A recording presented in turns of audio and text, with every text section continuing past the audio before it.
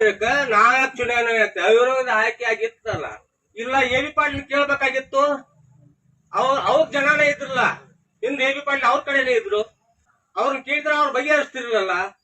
ಈಗ ಚುನಾವಣೆ ಮಾಡಕ್ ನಿಂತಿದಾರ. ಹೆಂಗ ಬಾಳ ಇದನ್ನಾಗಿದಾವು.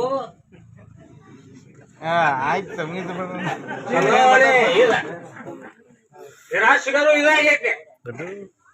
ನಿಖಿಲಣ್ಣ ಕತ್ತಿ ಅವ್ರಿಗೂ ಅಲ್ಲಿ ರಾಜೀನಾಮೆ ಕೊಡಕ್ ಹಚ್ಚಿದಾರ. ಡಿ.ಸಿ. ಬ್ಯಾಂಕ್ ರಮೇಶ್ ಕತ್ತಿಗೆ ರಾಜೀನಾಮೆ ಕೊಡಕ್ ಹಚ್ಚಿದಾರ. ಎಲ್ಲ ಮೂರು ಒಂದ ಟೈಪ್ ಅದಾವು.